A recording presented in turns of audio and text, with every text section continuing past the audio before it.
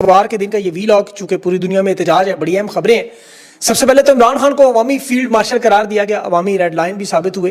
खान की रिहाई के लिए अमेरिका, लंदन समेत पूरी दुनिया में दफ़ा 804 भी नाफिज है, खान के चाहने वालों ने नाफिज की है।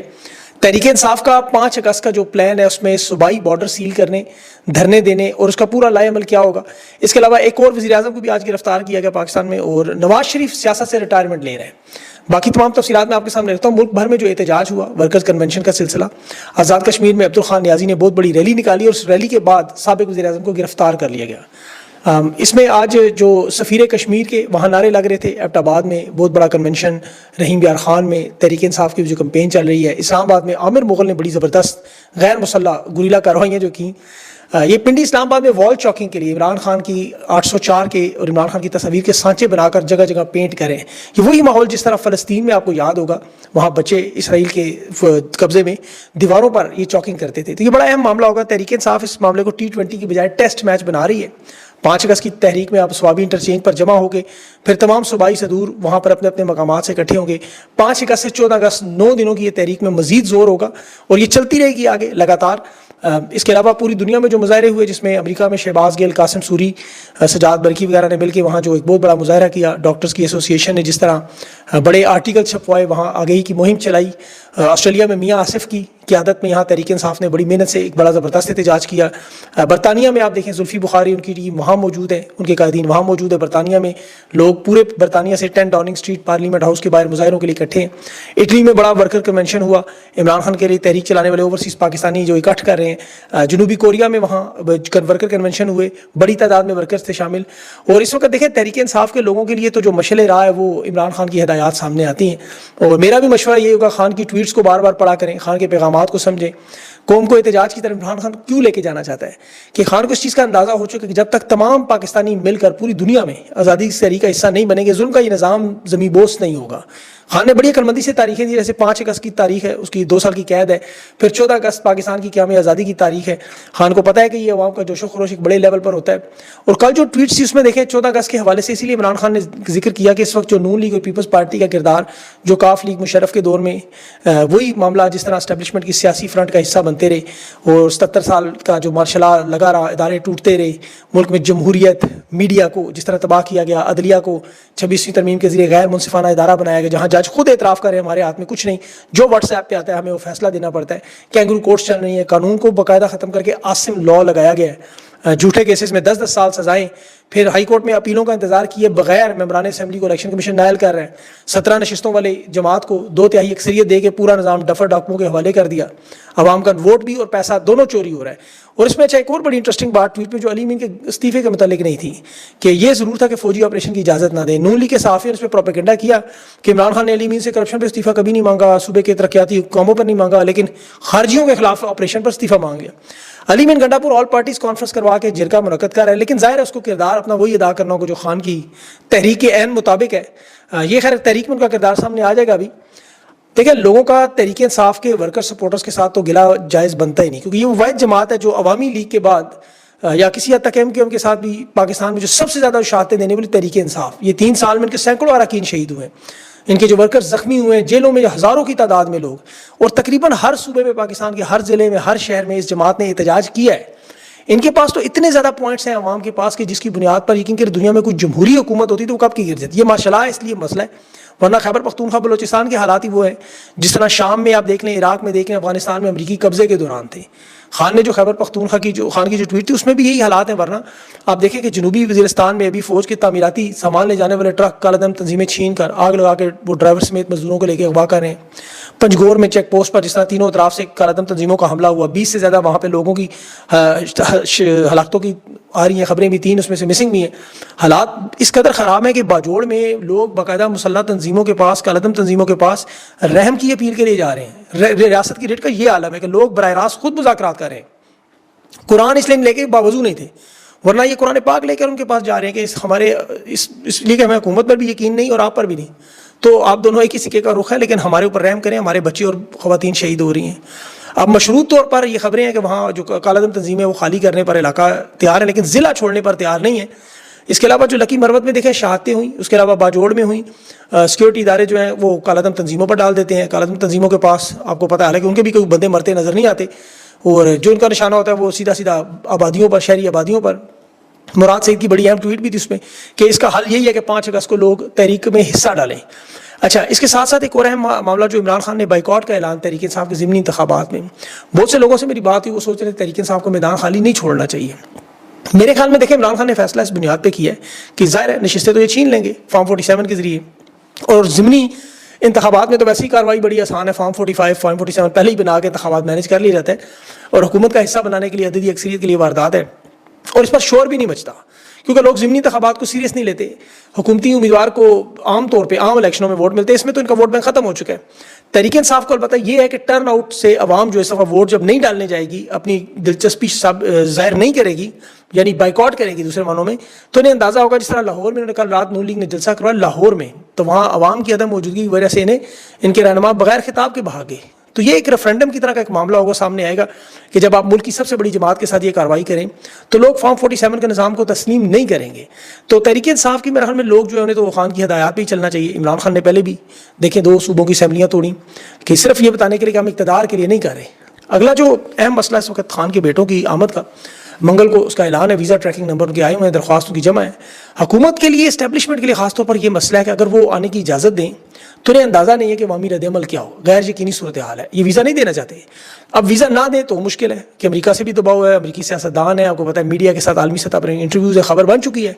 आलमी सतह पर जब इस तरह की खबरें बने तो आपको पता है फिर क्या है। अभी एक खबर आपने शायद देखी होगी, जो बलोचिस्तान में 7 साल के बच्चे के ऊपर एक तकरीर करने पर जो सोशल मीडिया पर शेयर की, दहशतगर्दी का पर्चा काटा 7 साल के बच्चे पर।